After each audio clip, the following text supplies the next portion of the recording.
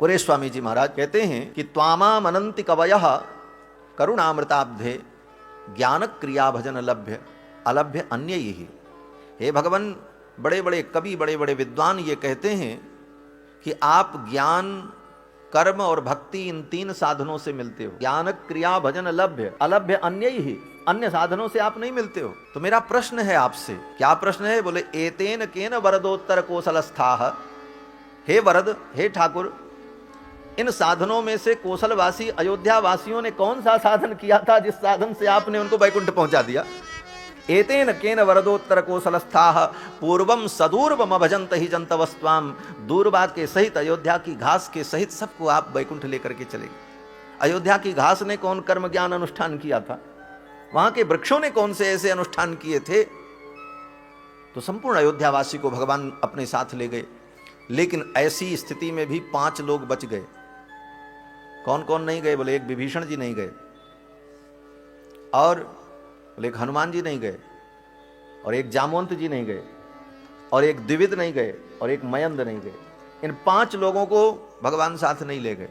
अब 5 लोग भगवान के साथ नहीं गए। इतनी बड़ी वैकुंठ यात्रा भगवान की हो रही है, जिस वैकुंठ को प्राप्त करने के लिए बड़े बड़े योगी अमलात्मा महात्मा लोग साधन करते हैं, और अयोध्या की घास तक को वैकुंठ मिलने जा रहा है, और ऐसे अवसर पर ये 5 लोग वंचित हो गए। इन 5 लोगों को वैकुंठ नहीं मिला, ये वैकुंठ नहीं गए। कारण क्या था? बोले 5 के कारण अलग अलग थे। विभीषण जी को तो इसलिए भगवान लेकर के नहीं गए कि विभीषण भी कामना के कारण बंधन में पड़ चुके थे।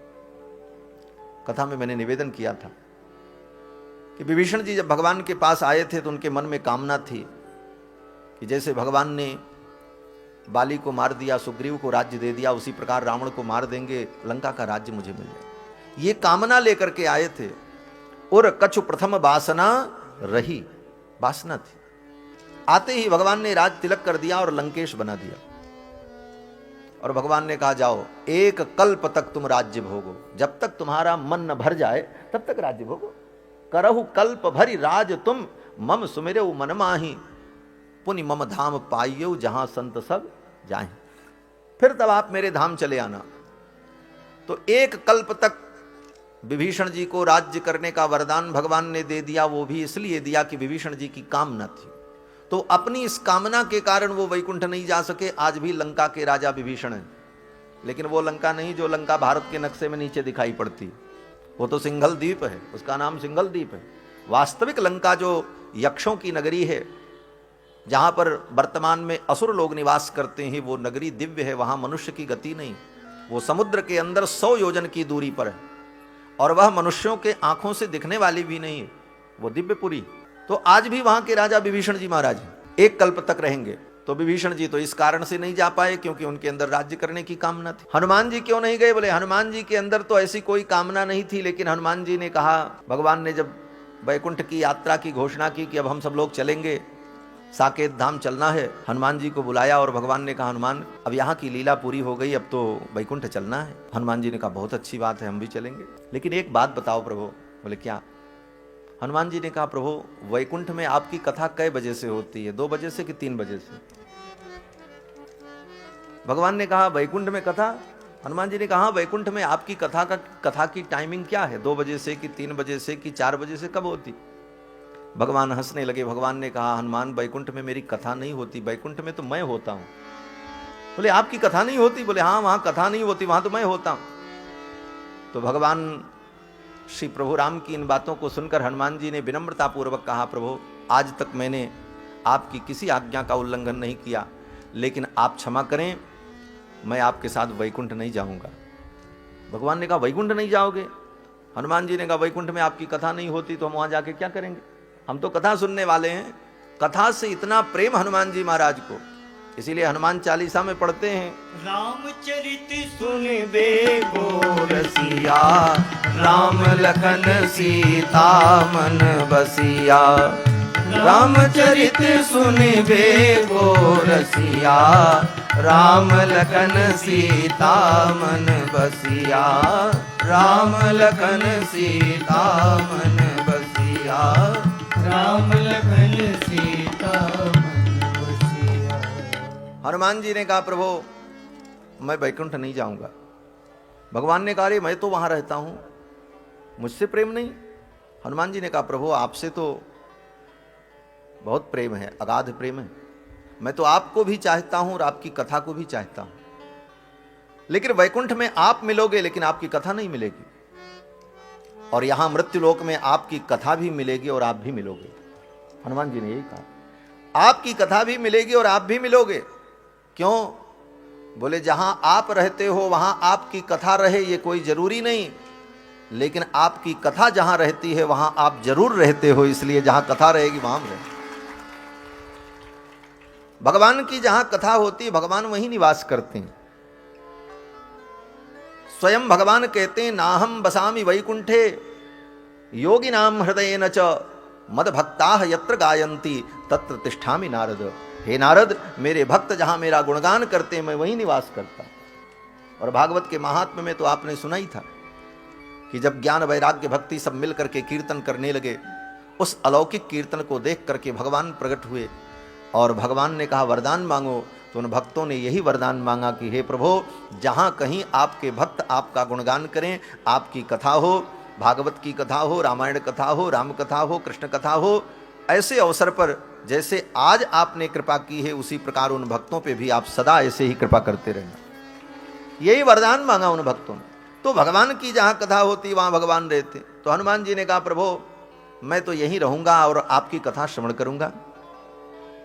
और जब इस पृथ्वी पर एक व्यक्ति, जब तक एक व्यक्ति भी आपकी कथा सुनाने वाला इस पृथ्वी पर रहेगा तब तक मैं इस पृथ्वी पर रहूंगा कथा सुनने के लिए। जहां वो कथा सुनाएगा मैं वहीं जाकर के सुनूंगा। यहां तो लोग कथा स्थल में नहीं पहुंच पाते, कहते हैं मोबाइल से ही सुन लेंगे, है? लेकिन हनुमान जी महाराज बोले एक साथ 1,00,000 नहीं 1 करोड़ जगहों पर राम जी की कथा हो रही हो तो हनुमान जी उतने रूप धारण करके उन जगहों पर जाकर के कथा श्रवण करते। क्या अद्भुत बात। यत्र यत्र रघुनाथ कीर्तनम तत्र तत्र कृतमस्तकांजलिम।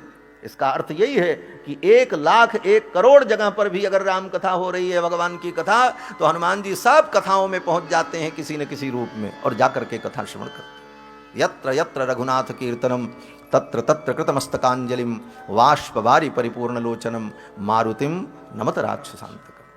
तो हनुमान जी तो इसलिए रुक गए कि हमको कथा सुननी है, और जब तक कथा होगी तब तक हनुमान जी यहीं रहेंगे। और हनुमान जी को भगवान ने काम सौंप दिया।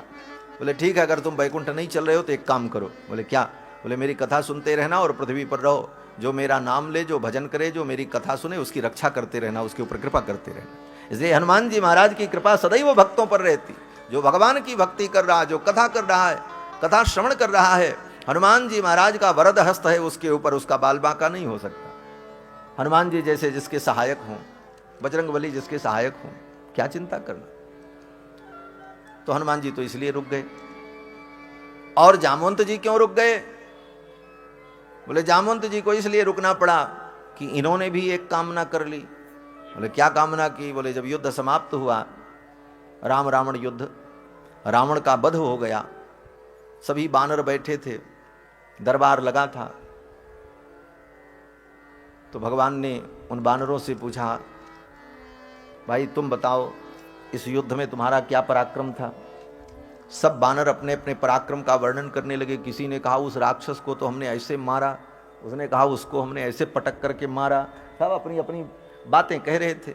भगवान सुन सुन करके आनंदित हो रहे थे उन बानरों की वार्ता को।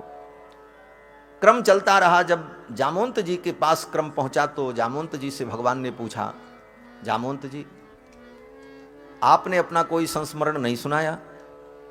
जामवंत जी हंसने लगे। जामवंत जी ने कहा प्रभु मैं क्या सुनाऊं, इतने बड़े युद्ध में मुझे अपनी कला दिखाने का, अपनी शक्ति का प्रदर्शन करने का कोई मौका ही नहीं मिला, तो मैं क्या बताऊं। क्यों? जामवंत जी ने कहा महाराज इतने बड़े युद्ध में कोई वीर ऐसा था ही नहीं जो मेरे समकक्ष हो, जिससे मैं युद्ध कर सकूं। किससे मैं युद्ध करता? एक रावण था, रावण अगर मुझसे युद्ध करता तो मैं करता। और रावण आपका शत्रु, रावण के वध का यश, रावण के वध का यश आपको मिलना था, इसलिए मैंने रावण से युद्ध किया नहीं।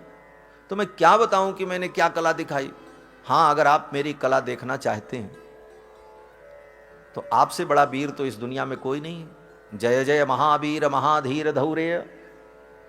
तो आप ही मुझसे युद्ध करो, दो दो हाथ हमारा आपका हो जाए तो मैं अपनी कला आपको दिखाऊं कि मेरे अंदर कितनी ताकत है और मैं कैसे युद्ध कर सकता हूं। भगवान श्री राम ने कहा, जामुन जी ये मेरा रामावतार है, मर्यादा पुरुषोत्तम का अवतार है। इस अवतार में लीला के लिए, सुख के लिए, मनोविनोद के लिए अपने से बड़ों के साथ मैं युद्ध करूं, ये मर्यादा नहीं। आप वृद्ध हैं और जामवंत जी त्रेता युग में बूढ़े थे। जामवंत मंत्री अति बूढ़ा।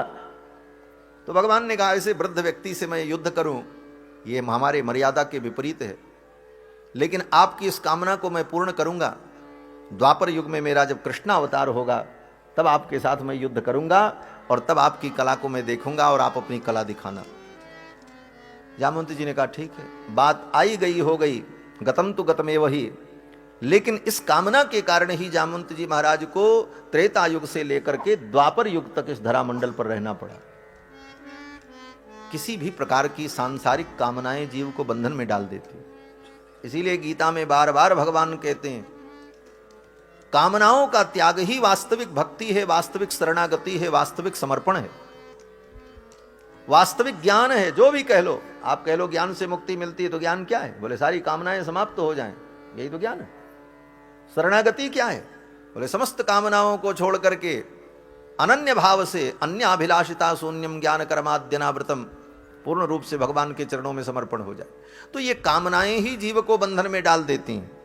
और गीता में तो भगवान ने यहां तक कहा कामैस्तैर्हृतज्ञाना प्रपद्यन्ते अन्य देवता। कामनाएं ही जीव के ज्ञान का हरण कर लेती हैं और उसका परिणाम यह होता है कि यह जीव भटकता रहता है। उचित अनुचित का भी उसे ज्ञान नहीं हो पाता और ये कामनाएं जीव को बंधन में डाल देती हैं। और जन्म जन्म के बंधन ऐसे ही होते रहते हैं। एक कामना से एक बंधन, उस कामना की पूर्ति हुई तब तक दूसरी कामना पैदा हुई, उसके कारण बंधन। ये बंधन पर बंधन अनादिकाल से यही तो चल रहा है। जामवंत जी की छोटी सी कामना ने उनको एक युग तक इस पृथ्वी पर रहने के लिए मजबूर कर दिया मान। और द्विविद और मयंद जो थे वो भी वैकुंठ नहीं गए राम जी के साथ। द्विविद भी द्वापर युग तक था। द्वापर में द्विविद को बलराम जी ने मारा है और मयंद भी द्वापर युग तक थे, उसके बाद भगवत धाम गए। तो द्विविद और मयंद को इसलिए भगवत धाम की प्राप्ति नहीं हुई कि द्विविद के विषय में वर्णन है कि वो द्विविद नाम का वानर राम जी का सेनापति था। दिन भर युद्ध करता था, राम जी के दल में रहता था। रात में राम जी के दल से निकल करके रावण के दल में चला जाता था लंका में, और रात में जाकर के वहां घूमे, खाए पिए, आनंद मौज मस्ती करता था और फिर वहां से सुबह सुबह फिर चला आवे। ये बात राम जी को पता चल गई, ये तो बड़ा बदमाश है, रात में उधर जाता, उस पार्टी में मिल जाता। इस कारण से भगवान ने द्विविद का त्याग कर दिया, छोड़ दिया। बोले जाओ, ये जिसकी बुद्धि इस प्रकार की हो ऐसे व्यक्ति को अपने पास रखना ठीक नहीं। राम जी ने तिरस्कृत कर दिया, वध नहीं किया, मारा नहीं, छोड़ दिया। उसी समय से वो द्विविद भगवान से विमुख होकर के इधर उधर घूमने लगा और भगवत विमुखता के कारण धीरे धीरे उसके अंदर अज्ञान, लोभ, मोह, काम ये सब कुछ बढ़ता गया। और द्वापर युग तक वो द्विविद बानर था। द्वापर युग में बलराम जी ने जब द्विविद का वध किया तब द्विविद को भगवत प्राप्ति हुई, भगवत लोक की प्राप्ति हुई। तो ये सब कामनाएं ही जीव को बंधन में डाल देती हैं, इसलिए कामनाएं तो होनी ही नहीं चाहिए। श्री राम सुखदास जी महाराज, जिनके ग्रंथ आपने पढ़े होंगे, श्रीमद् भगवत गीता के ऊपर उनकी बड़ी व्याख्या है। पूज्य महाराज श्री अपने प्रवचन में कहा करते थे कि कोई काम हम करेंगे भविष्य में, इसके लिए भी कहना नहीं चाहिए। वो कहते थे कहो, ये ऐसा कहा करो कि प्रयास करेंगे, प्रयास करेंगे, हम ऐसा करेंगे, ये भी नहीं कहना चाहिए। क्यों? बोले वो कामना बन जाएगी और नहीं कर पाए फिर वही बंधन का कारण। वो कहते थे कि ये बोलो कि प्रयास करेंगे, कोशिश करेंगे, देखते हैं। क्योंकि कामनाएं ही जीव को बंधन में डालती हैं। उसी कामना के कारण जामवंत जी महाराज आज तक रहे। भगवान ने कहा आज आपकी कामना पूर्ण हो गई। जामवंत जी बड़े प्रसन्न हुए, भगवान के चरणों में प्रणाम किया। भगवान ने कहा जामवंत जी, हम तो यहाँ आए हैं इस मणि के लिए, इस मणि के चोरी का आरोप मेरे ऊपर लगा है, इसी मणि के लिए मैं आया हूं। तो जामवंत जी ने कहा प्रभु ये मणि तो आपको हम दे देंगे, लेकिन हमारी एक शर्त है। बोले क्या शर्त है? जामवंत जी ने कहा प्रभु मेरी एक कन्या है जिसका नाम जाम्बवती है, और अब मैं भी वृद्ध हो चुका हूं, इस बुढ़ापे में अपनी कन्या के लिए वर ढूंढने कहाँ जाऊं, और वर ढूंढने अगर जाऊं भी तो आपसे सुंदर वर कोई मिलेगा नहीं, और आप मेरे द्वार पर चल करके आए हो। वर तो कन्या के द्वार पर चल करके ही आता है, और आप आए हो तो मेरी प्रार्थना स्वीकार करो, मेरी कन्या जाम्बवती का आप पाणी ग्रहण कर लो, ये मणि मैं आपको दहेज में दे देता हूं, दे दूंगा मैं मणि। भगवान ने कहा ठीक है कोई बात नहीं। ये भगवान श्री कृष्ण का दरबार इस मामले में बहुत उदार है, कोई भी आओ कोई रोक टोक नहीं। वो तो हमारे राम जी थोड़ा इस मामले में बड़े मर्यादित हैं। शूर्पणखा आई तो नाके कान काट लिया हमारे, लेकिन कृष्ण भगवान बोले ये कहते हैं कोई भी आओ, चाहे लंगड़ी आओ, लूली आओ, बंदर की बेटी आओ, चाहे भालू की बेटी आओ, कोई दिक्कत नहीं, आओ। कृष्ण भगवान के दरबार में किसी के लिए रोक नहीं। और ये भगवान का बड़ा कटु अनुभव भी रहा। कटु अनुभव ये था कि भगवान ने विचार किया कि देखो रामावतार में मैंने एक स्त्री का तिरस्कार किया। किसका? बोले शूर्पणखा का। बड़े भाव से बेचारी आई थी। हाँ, उसके भाव का अगर वर्णन करो तो उसका भाव तो बहुत ही पवित्र था, इसमें कोई दो राय नहीं। हाँ, कोई व्यक्ति भगवान को देखकर, उनके स्वरूप सौंदर्य को देखकर मोहित हो जाए और उनसे उसको प्रेम हो जाए तो ये तो बहुत अच्छी बात है, इसमें खराबी क्या? गोपियों ने भी तो यही प्रेम किया। अगर भगवान के सौंदर्य को देख करके शूर्पणखा पागल हो गई और वो कहती है कि तोसम पुरुष न मौसम नारी, यह संजोग विधि रचा बिचारी, तो उस बिचारी की इस बात में दम है। कहती ठीक बात है, अरे भगवान को देख करके कोई मोहित हो जाए तो ये अच्छी बात है। और आज भी उस शूर्पणखा के भाव को लोग रोज स्मरण करते। महाराज राम रक्षा स्तोत्र में जब पाठ करते हैं तो शूर्पणखा ने अपने भाई खरदूषण से जो कहा था भगवान के सौंदर्य का वर्णन करते हुए, उन्हीं श्लोकों को राम रक्षा स्तोत्र में रोज पाठ करते हैं। तरुणौ रूप संपन्नौ सुकुमारौ महाबलौ पुंडरीक विशालाक्षौ चीर कृष्णाधिनांबरौ फलमूलासनौ दान्तौ तापसौ ब्रह्मचारिणौ। शूर्पणखा जब खरदूषण के पास पहुंची तो यही कहा कि जिसने मेरा नाक कान काटा वो बड़े सुंदर हैं। हाँ, तरुणौ बड़े जवान हैं, सुकुमारौ बड़े सुकुमार हैं। अरे नाक कटने के बाद भी भगवान के सौंदर्य माधुर्य को भूल नहीं पा रही थी और बार बार भगवान के सौंदर्य माधुर्य का ही वर्णन कर रही थी। इसीलिए श्रीमद् भागवत महापुराण में गोपियों ने शूर्पणखा का बड़ी श्रद्धा से स्मरण किया है। हाँ, भ्रमर गीत में गोपियों ने जब उद्धव जी को बहुत खरी खोटी सुनाई कि अरे कृष्ण तो बड़ा छलिया है, कपटी है, धोखेबाज है, ऐसे काले व्यक्ति से प्रीति करके हमने बहुत दुख उठाया, ये सब गोपियों ने कहा। तो उस प्रसंग में गोपियों ने शूर्पणखा का भी स्मरण किया। हाँ, गोपियों ने कहा रे उद्धव, जिस कृष्ण की तुम प्रशंसा कर रहे हो तुमने उसको पढ़ा है, तुम पढ़ुआ पंडित हो, और हमने उसे जाना है। तुमने थ्योरी पढ़ी है, हमने प्रैक्टिकल किया है, हम जानते हैं कृष्ण क्या है। गोपियां कहती हैं अरे उद्धव, तुम कृष्ण को इस जन्म से जानते हो, मैं उसको कई जन्मों से जानती हूं। गोपियों ने कहा कि कहो तो मैं 2-4 जन्म की कथा बताऊं। उद्धव जी तो सुनने लगे। गोपियों ने कहा ये पिछले बार राम जी के रूप में प्रकट हुआ था, बताओ थोड़ी सी दया नहीं इसके अंदर? छिप करके व्याध के समान बाली को मार दिया, ये कोई धर्म था? गोपियां कहती और तो और, आहा, वो बेचारी शूर्पणखा बड़ी श्रद्धा से स्मरण किया महाराज गोपियों ने।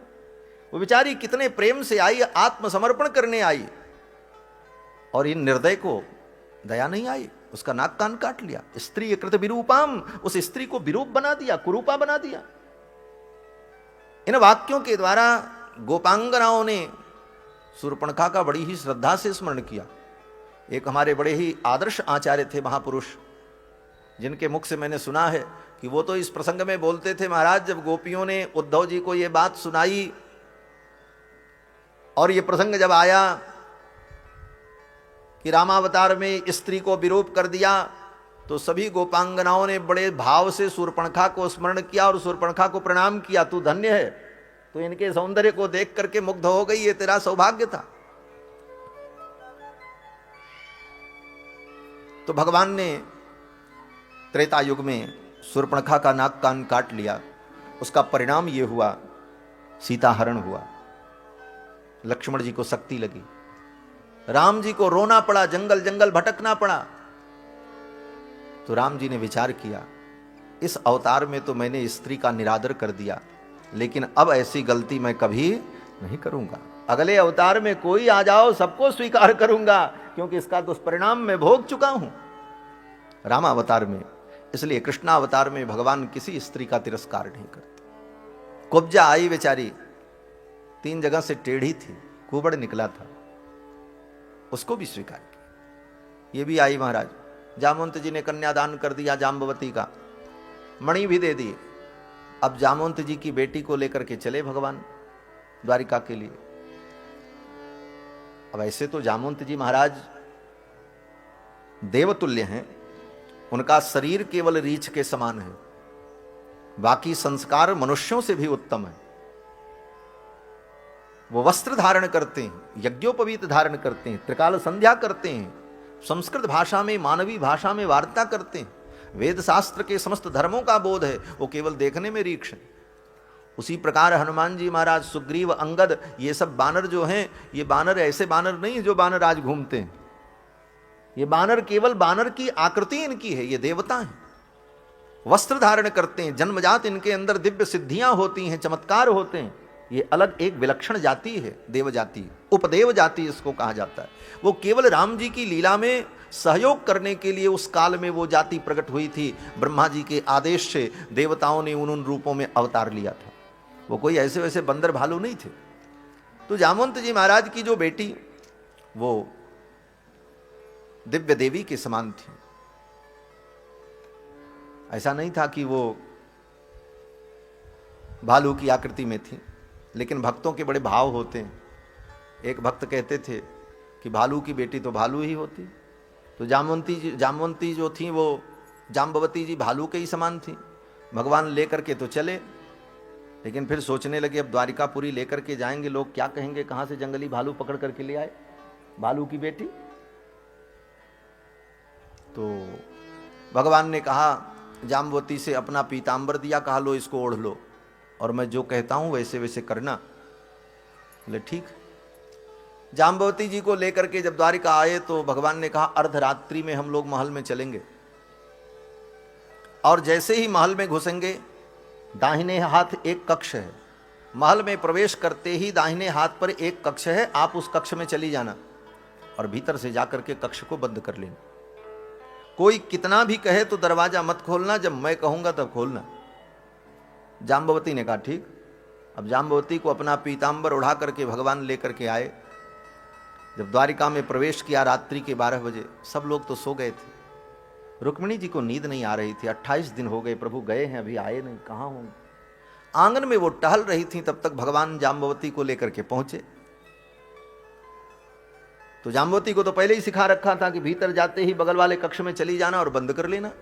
अब वो पीतांबर ओढ़े हुए थी और फट से भीतर गई और कक्ष को बंद किया। रुक्मिणी जी ने हल्का सा देखा कोई आया है साथ में, और इधर कक्ष में गया, वो भी पीतांबर ओढ़े। उसका घूंघट दिख रहा था, कोई महिला जैसी दिख रही थी। दौड़ी दौड़ी रुक्मिणी जी आई, भगवान के चरणों में प्रणाम किया, कहा द्वारिकाधीश आप सकुशल तो? भगवान ने कहा सब ठीक है। रुक्मिणी जी ने कहा प्रभु आपके साथ कोई और आया है? भगवान ने कहा हाँ। बोले कौन है? भगवान ने कहा एक देवी हैं, मैं उनको लेके आया हूं। रुक्मिणी जी ने कहा मेरी सवत तो लाए हो क्या? वो तो अंदाजा लगी जाता है। रुक्मिणी जी ने कहा मेरी सवत लाए हो? बोले अभी यही समझ लो, और मैं कर भी क्या सकता हूं। रुक्मिणी जी ने कहा तो जरा मैं भी देखूं कि मेरे नाथ ने जिसको पसंद किया है वो कितनी सौभाग्यशालिनी होगी, साधारण तो नहीं हो सकती, मैं भी देखूं। तो भगवान ने कहा वो इसी कक्ष में है। रुक्मिणी जी ने जाकर के कहा देवी द्वार खोलो, मैं भी तो देखूं कि मेरी बहन कैसी है, ऐसी सौभाग्यशालिनी जिसको मेरे स्वामी ने स्वीकार किया है, वो भी धन्य ही होगी। रुक्मिणी जी द्वार खटखटाती रही, लेकिन जाम्बवती जी ने द्वार नहीं खोला। भगवान ने तो पहले ही सिखा रखा था खोलना मत। रुक्मिणी जी ने कहा प्रभु ये द्वार क्यों नहीं खोल रही? भगवान हंसने लगे। भगवान ने कहा देवी, आज मैं जिसे लेकर के आया हूं ना, वो इतनी सुंदर है, इतनी सुंदर है कि पूरे ब्रह्मांड में उसके जैसी कोई सुंदर स्त्री नहीं हो सकती, इसलिए वो किसी को अपना मुख दिखाना नहीं चाहती, इतनी सुंदर है। अब तो रुक्मिणी जी को ईर्ष्या होने लगी, मुझसे भी ज्यादा सुंदर है। तो भगवान ने कहा देवी आप तो सुंदर हो, इसमें कोई दो राय नहीं, लेकिन वो आपसे बहुत ज्यादा सुंदर है, आप तो उसके सामने कुछ नहीं हो। अब तो रुक्मिणी जी को और रोष आया, इतनी सुंदर। भगवान ने कहा हाँ देवी, वो तो आपसे कई गुना ज्यादा सुंदर है। रुक्मिणी जी को रोष आ गया और रुक्मिणी जी ने कहा अगर ऐसी बात है तो जाओ, मैं कहती हूं कितनी भी वो सुंदर क्यों न हो, लेकिन उसकी सुंदरता घट करके मेरे बराबर हो जाए, मुझसे ज्यादा न हो। रुक्मिणी जी ने कहा उसकी सुंदरता मेरे बराबर हो जाए, मुझसे ज्यादा न हो। भगवान ने कहा ऐसा ही होगा। फिर भगवान ने कहा जाम्बवती से अब द्वार खोलो। जाम्बवती ने जब द्वार खोला तो रुक्मिणी जी ने जब कह दिया कि मुझसे ज्यादा सुंदरता न हो, मेरे बराबर हो जाए, तो रुक्मिणी जी के बराबर सुंदरता हो गई जाम्बवती। जाम्बवती उतनी सुंदर। जब द्वार खुला और रुक्मिणी जी ने देखा जाम्बवती को तो देखती ही रह गई। रुक्मिणी जी ने कहा प्रभु आपने ठीक कहा था, मेरे कहने के बाद जब इतनी सुंदरता है तो पहले कितनी रही होगी? भगवान ने कहा पहले कितनी थी वो तो हमको पता है। इस प्रकार से भगवान रुक्मिणी जी को लेकर के आए ओ जाम्बवती को, और रुक्मिणी के वचनों के द्वारा जाम्बवती परम सुंदरी हो गई। और फिर जाम्बवती जी के साथ भगवान का विवाह संपन्न हुआ।